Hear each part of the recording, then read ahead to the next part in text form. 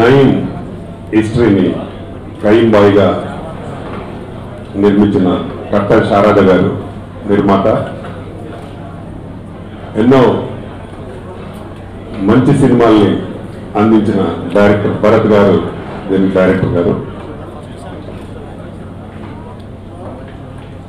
Cinema ఇక్కడికి అతిథులుగా వచ్చిన అంటే ఇందులో వన్ ఆఫ్ ది క్యారెక్టర్ చేసిన మా సుమన్ గారు.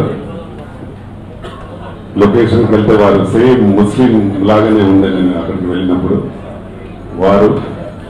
అలాగే మా కిషన్ రావు గారు, ఇక్కడికి వచ్చిన ఇంకా ఆర్టిస్టులు, technicians, print media, electronic media, photographers అందరికీ నా నమస్కారాలు. రాంబాబు నాకు చాలా మంచి మిత్రులు. చాలా రోజుల నుంచి మంచి ఫ్రెండ్షిప్ ఉంది వారితో. వారు మా తెలంగాణ ఫిలిం ఛాంబర్లో కూడా మెంబర్ అయి ఉన్నారు. ఈ సినిమా చేయాలనేటప్పుడు కూడా నాతో చాలాసార్లు సంప్రదించారు. అంటే ఒక కొద్ది రోజుల క్రితమే ఈ క్యారెక్టర్ మనందరిలో 2 రాష్ట్రాలలో తెలిసిన వ్యక్తి కథ కాబట్టి డెఫినెట్గా ఇది ప్రేక్షకులు ఆదరిస్తారనే నమ్మకంతో రాంబాబు గారు అతనే నయీం క్యారెక్టర్ వేస్తూ ఇందులో హీరోగా తారక రత్న గారిని ఎన్నుకొని, అంటే ఏసీపీ క్యారెక్టర్ అని కూడా ఇప్పుడు మనం విజువల్ చూసినాం. చాలా బ్రహ్మాండంగా చేశారు వారు కూడా. ఈ సినిమా ద్వారా రాంబాబు మంచి ఆర్టిస్ట్గా, అలాగే ప్రొడ్యూసర్గా తారక రత్న గారికి మళ్ళీ ఒక మంచి బ్రేక్ వస్తుందని నమ్మకం నాకుంది. ఎందుకంటే ఈ సినిమా కోసం అందరూ ఎప్పుడు రిలీజ్ అయ్యాక చూడాలనే ఉద్దేశం ప్రేక్షకులు ఉన్నారు. రాంబాబు ఈ సినిమాకి చాలా కష్టపడి పాపం ఎంతో డబ్బు ఖర్చు అయినా కూడా వెనక ముందు ఆడకుండా బాగా తీశాడు. డైరెక్టర్ భరత్ గారు కూడా మంచి టెక్నీషియన్.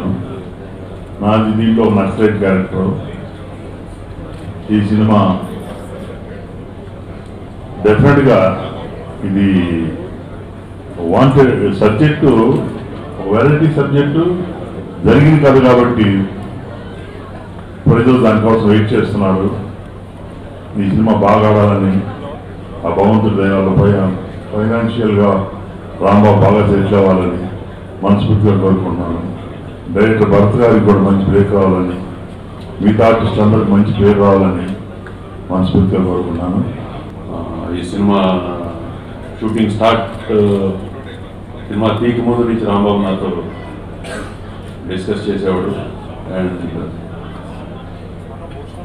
దీంట్లో మెయిన్ అట్రాక్షన్ ఏంటంటే Katta Rambabu resemblances Nayeem gangster who is been shot dead due to many reasons.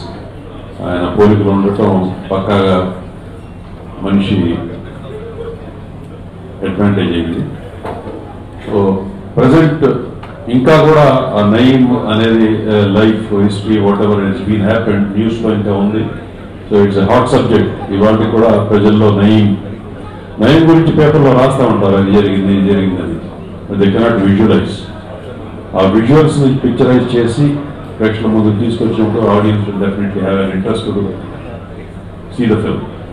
కానీ చాలా మంచి ఫ్రెండ్లీ పర్సన్. ఆయన ఫేస్ చూస్తే ఎవరికి కోపం రాదు, అలా అందరినీ నవ్విస్తుంటాడు. నాన్ కాంట్రవర్షియల్ పర్సన్, అన్ని క్యాంప్స్లో ఉంటారు ఆయన. సో భరత్ గారు నాకు కూడా చాలా పాత మిత్రుడు. మనోజ్ గారు చెప్పినట్టు చాలా మంచి డైరెక్టర్, మంచి సినిమాలు చేశారు, మంచి వాల్యూ ఉన్న సినిమాలు చేశారు, మంచి స్టోరీ ఉన్న సినిమాలు చేశారు. సో నాకు ఫోన్ చేసి ఇట్లా నేను అప్పుడే ఈ ఇన్సిడెంట్ జరిగింది, సో ఇట్లా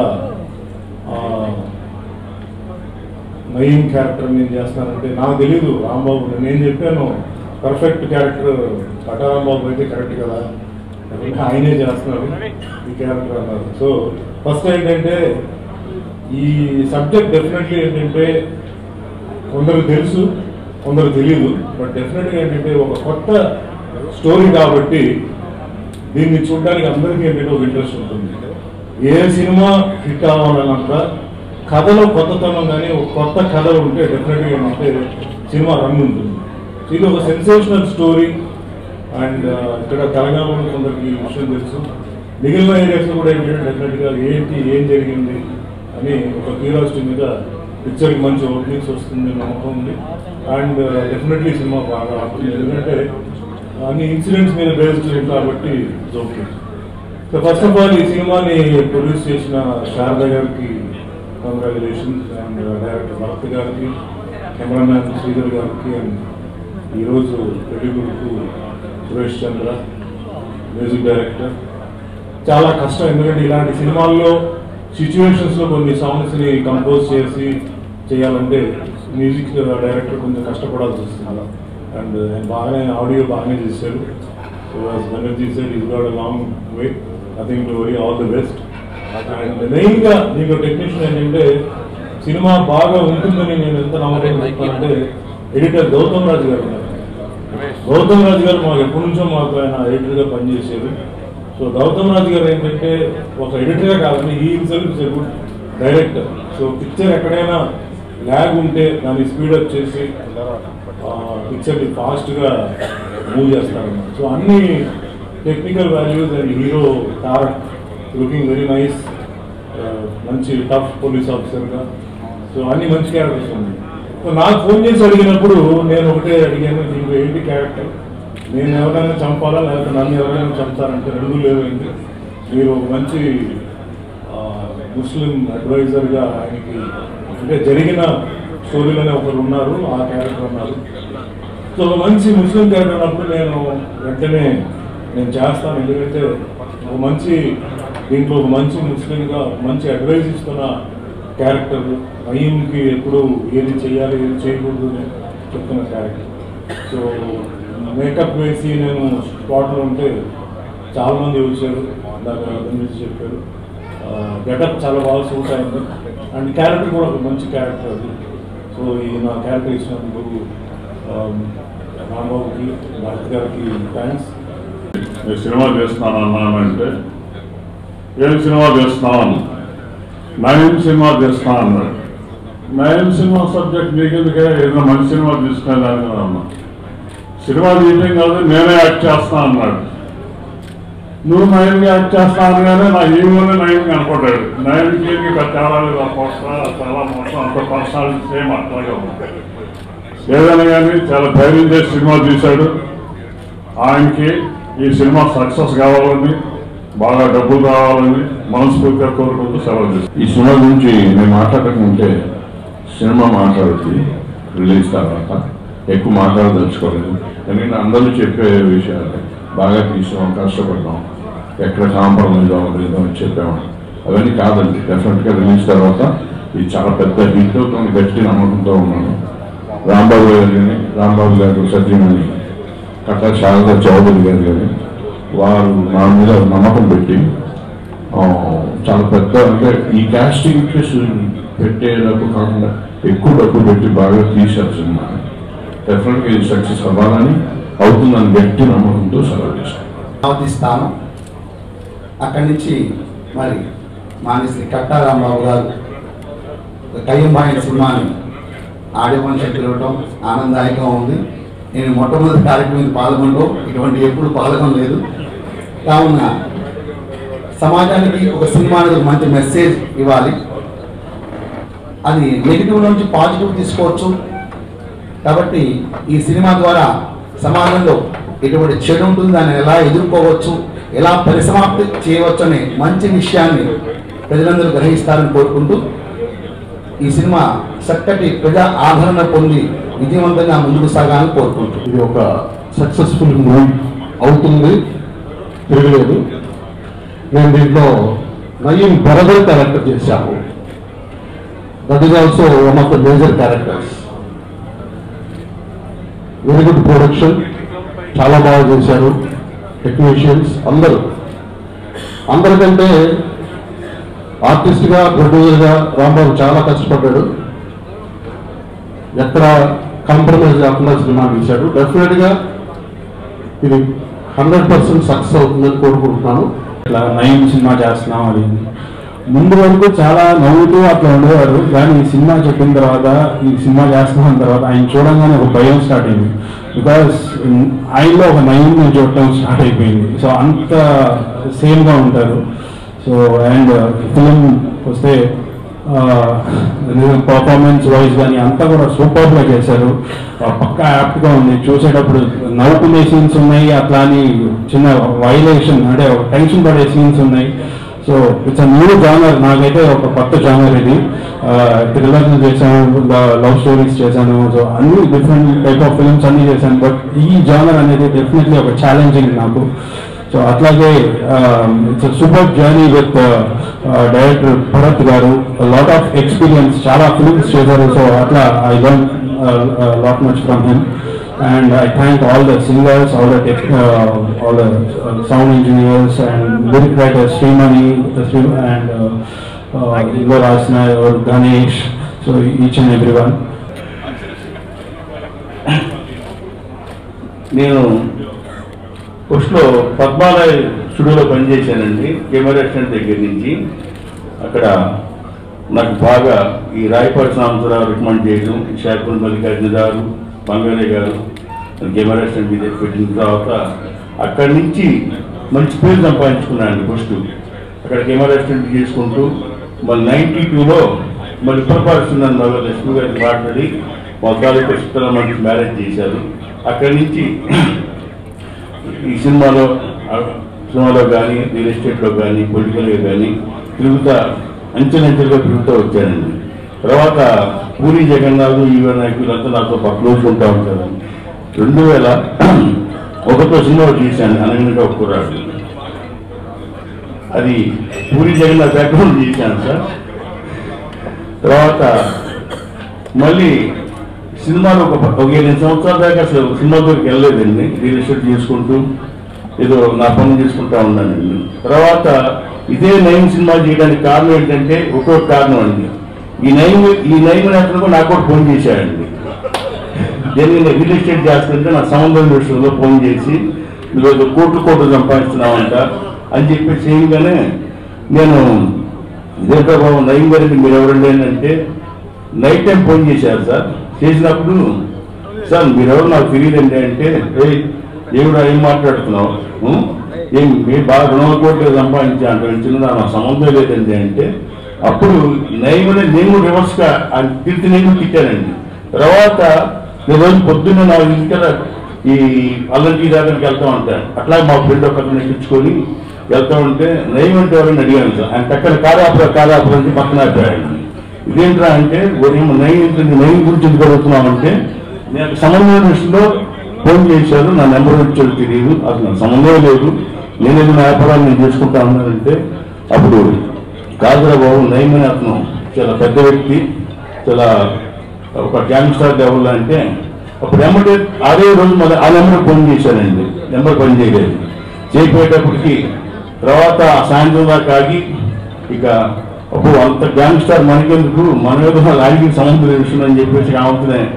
మా పాప పెద్ద పాప బెంగళూరులో ఉంటే బెంగళూరు వెళ్ళటం. తర్వాత నా రోజు అయిన తర్వాత నా గురించి తెలుసుకొని రాంబాబు మీరు కాదంటే వేరే రాంబాబు అంటే మాట్లాడితే అప్పుడు మళ్ళీ బెంగళూరుకి వచ్చాడు. నేను అంటే అంత భయపడ్డాడు ఆయన అంటే, నేను చూడలేదు ఏం లేదు. ఒకసారి చూద్దాం అనుకున్నాను, చూసేలోపు ఆయన పోయారండి. ఆ తర్వాత పోయిన తర్వాత ఇక్కడ గుంటూరు తర్వాత మాకు బాగా ఇష్టమైన మా గురువు గారు, నాకు ఈ స్టేజ్కి వచ్చానంటే శ్రీ మంత్రి పచ్చిపాటి పుల్లారావు గారు, ఈ సినిమాకి కానివ్వండి నాకు కానీ ఎప్పుడైనా కూడా ఏ రాంబాబు ఏం చేస్తున్నాం నా పిల్లలకు కానీ ఇంటికి కానీ చాలా నన్ను ఈరోజు ఈ స్టేజ్లో ఉండాలంటే నాకు మళ్ళీ నాకు అవకాశం ఇస్తుంది ఫీల్డ్లో. నాకనే చిన్నప్పటి నుంచి ఒక ఆర్టిస్ట్ అవుదాం హీరో అవుతుంది ఉండేదండి. కానీ 40 సంవత్సరాలు 50 సంవత్సరాలు హీరో కాలేదండి. సో ఇదేదో అవకాశం వచ్చింది. ఆయన పోయిన తర్వాత ఆ ఫోటోలు చూసాను, మా గురించి ఆమె విజయవాడ ఫోటోలు చూసి వీడేంటి ప్రస్తుతం నయంలాగా ఉన్నాడు అని చెప్పేసి 10 మంది ఫ్రెండ్స్ అనగానే నేను గెటప్ వేసుకొని చూసుకున్నాను. ఓహో నాకు ఇలాంటి అవకాశం దొరికింది, కనీసం ఈ సినిమా చేద్దాం అనుకుంటా ఉంటే రామ్ గోపాల్ గారు 3 పార్ట్లుగా నేను చేస్తాను అంటూ అనేటప్పటికీ 3 పార్ట్లుగా ఆయన చేసి చెప్పేసి ఇదే కథ అనుకొని భువనగిరికి అన్ని చోట్ల అసలు ఏం చేశాడు ఏంటని చెప్పేసి భర్త గారితో చెప్పడం, కథ తయారు చేయడం, దాని మనం మా గోపీమోహన్ గారు కానీ కోనగడి గారు కానీ బ్యాక్గ్రౌండ్ నుండి కథను బ్రహ్మాండం చేసిన తర్వాత ఇక నేను ఈ పత్తిపాటి పుల్లారావు గారికి మా గురుగారు దగ్గరికి వెళ్ళాను. ఇలా అంటే యాక్చువల్గా ఈ సినిమాకి నాకు సంబంధం లేదండి, నేను ప్రొడ్యూసర్ వేరు నెల్లూరు వాళ్ళండి. వాళ్ళు ఏమన్నారు నయం అనగానే బాబు నాకెందుకు బాబు ఆయనతో మా గురించి మీకు చేయమని చెప్పి ఇప్పుడు చేస్తానని చెప్పి చేయనేటప్పటికి సరే అని చెప్పి ఒక వారంలో షెడ్యూల్ చేసుకున్నానండి. ఓపెనింగ్ రోజు ఇట్లా మంత్రి గారి దగ్గరికి వెళ్ళి ఇట్లా చేసుకున్నాను పల్లెవాడు రాంబాబు అని చెప్పి పోయిన నాడు షోకి గ్రాండ్గా ఏపీలో ఫస్ట్ అమరావతిలో ఈ సినిమా ఓపెన్ చేశానండి. పత్తిపాటి పుల్లారావు క్లాప్ కొట్టారు, కాంతిరాజు కర్తగానే సాంగులని కొట్టిన తర్వాత ఈ రోజు వరకు కూడా ఏ రోజు కూడా అండి డబ్బుల దగ్గర కానీ తర్వాత షూటింగ్ దగ్గర కానీ మామూలుగా సినిమా చూసి ఏదో గొడవలు అవుతూ ఉంటాయండి, కానీ ఎప్పుడు కూడా అవ్వలేదు. యాక్స్ చేశాను, డబ్బులు మాకు మా గురువు గారు మాకు హెల్ప్ చేశారండి. ఎట్లా లేకుండా బ్రహ్మాండం చేసుకుంటూ వచ్చాను, రోజు పూజ చేసుకుని షూటింగ్ ఎట్లా ఇబ్బంది జరగకూడదు. అది కూడా లోటు టైట్ ఉన్నప్పుడు మోడీ గారు లోటు టైట్ ఉన్నప్పుడు చేసుకుంటూ వచ్చానండి. అయినా దీని అన్నమాట మంత్రి గారు తర్వాత మా ముగ్గురు మా బావులు ఉంటారండి, వాళ్ళు పల్నాటి శ్రీని గారు, ప్లాస్టిక్ శ్రీని గారు, ధనంజయ్ గారు, వీళ్ళు కూడా నీకేం బాగా నీకు ఎందుకు చేయి మేము ఉండాలి అని చెప్పి నిలబెట్టి ఈ స్టేజ్ తీసుకొచ్చాను. కానీ నేను అనుకున్నాను నేను యాక్ట్ చేశానా ఈ రకంగా ఇంత బాగా వచ్చిందని అనుకున్నాను. రోజు టెన్షన్ సార్ ప్రసాద్ ల్యాబ్లో చెట్టు కింద కూర్చొని సినిమా ఎట్లా వస్తుంది అని చెప్పి టెన్షన్ పడుతుంటే దానికి మాకు గౌతమ్ ఎడిటర్ గారండి రోజుకి వచ్చే రాంబాబు నువ్వేం టెన్షన్ పడదు నీ సినిమా బ్రహ్మాండంగా ఉన్నాను. అప్పుడు నేను టెన్షన్ పడింది, నువ్వు హ్యాపీగా ఉండు నీ సినిమాకి రూపాయి వస్తుంది అన్నాడు. రూపాయలు కాదు సార్ అంత కష్టపడి కొంచెం బడ్జెట్ ఎక్కువైంది వస్తారని భయపడుతుంటే సరే అని చెప్పేసి చేశాను. చాలా బాగా వచ్చింది సార్. దీనికి సంబంధించిన సుమన్ గారు కానివ్వండి, చలపతిరావు కానివ్వండి, ఆర్టిస్టులు మొత్తం వాళ్ళు రెమ్యునరేషన్ తగ్గించుకునేది సరే నా కోసం వాళ్ళు బాగా పనిచేశారండి. అందరికీ నమస్కారాలు.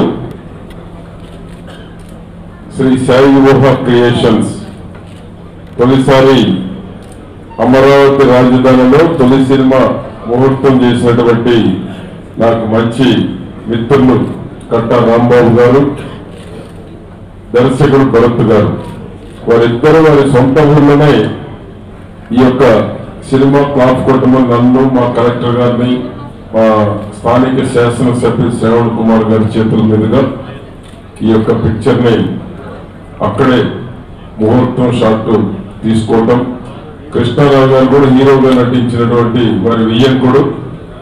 అందుకని ఇద్దరు కూడా వెండి తెరకు అనుభవం కలిగినటువంటి వారు. రాంబాబు గారేమో సినిమాల్లో పరోక్షంగా అంటే బ్యాక్ ఎండ్ లో ఉండి సినీ పరిశ్రమ పట్ల ప్రత్యేకమైనటువంటి అభిమానం, ప్రత్యేకమైనటువంటి ఉత్సాహం ఉన్నటువంటి వారు. మనిషిని చూడగానే వారు నిజంగా నయ్యంలాగానే ఉన్నారని అందరూ వెళ్ళేటప్పటికి ఆ సినిమా తీయాలనే కోరిక కలగటం. చంద్రబాబు నాయుడు గారి కళ కూడా ఏంటంటే అమరావతిలో సినీ పరిశ్రమను ప్రోత్సహించాలనేటువంటి కళ కూడా తొలి సినిమా రాంబాబు ద్వారానే నెరవేరింది. ముహూర్తం ఫస్ట్ సినిమా అక్కడ అనమాట. అంతకుముందు బాలకృష్ణ గారిదేమో ఆడియో లాంచ్ అయింది.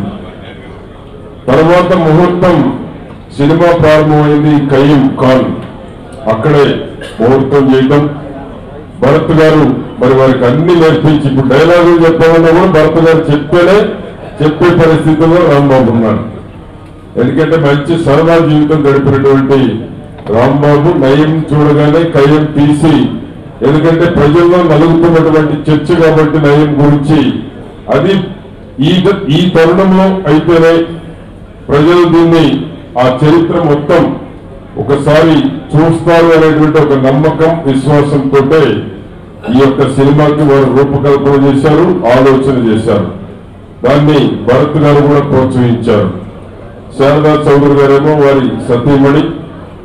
దీనికి అందరూ కూడా మా పల్నాడు సీను, ప్లాస్టిక్ సీను, కాంతారావు, ధనంజయ్ వీళ్ళందరూ కూడా గుంటూరుకు సంబంధించినటువంటి వారు. రాంబాబు గారు ప్రోత్సహించినటువంటి దాంట్లో వారు ముఖ్య పాత్ర పోషించారు. అన్నిటికీ మించి వారి వియ్యకుడు కూడా పూర్తి మద్దతు తెలిపారు. తెలపబట్టే వెనక ముందు ఆడకుండా ఈ పిక్చర్ తీయాలి, ఈ దశకు తీసుకొచ్చారు. ప్రేక్షకులు కూడా నయం గురించి తెలుసుకోవాలి కాబట్టి ఈ పిక్చర్ లో మరి ఏ విధంగా ప్రజలు ఒకసారి ఆలోచన చేసి ఇటువంటి వారికి ఏ విధంగా ఉంటుంది భవిష్యత్తు అనేటువంటిది కూడా ఈ పిక్చర్ లో రూపకల్పన చేశారు కాబట్టి తప్పకుండా ప్రజలు దీన్ని ఆదరించి అమరావతి రాజధానిలో తొలి సినిమా తీసినటువంటి రాంబాబు గారు నటుడు మరియు ప్రొడ్యూసర్. ప్రజలు ఆదరించాలి, ప్రోత్సహించాలి. ఈ సినిమా తప్పకుండా సూపర్ హిట్ కావాలని నేను భగవంతుని కూడా కోరుకుంటూ, అమరావతిలో సినీ పరిశ్రమ ఎదగాలి అంటే ఇటువంటి చిన్న ప్రొడ్యూసర్లు, కొత్తగా వచ్చినటువంటి నటులు కూడా, ప్రేక్షకులు కూడా ప్రోత్సహించాలని నేను కోరుకుంటూ ఆశిస్తూ మరొకసారి రాంబాబుకి, కృష్ణారావు గారికి, వెనకుండి నడిపినటువంటి పల్నాడు సీను, ప్లాస్టిక్ సీను అందరికీ పేరు పేరున శుభాకాంక్షలు తెలియజేసుకుంటూ సెలవు తీసుకుంటా ఉన్నాను. నమస్కారం. సో ఈ సినిమా గురించి నేను చెప్పడం కన్నా చూసిన జనాలు చెప్తే బాగుంటుంది. వర్మ గారి సినిమా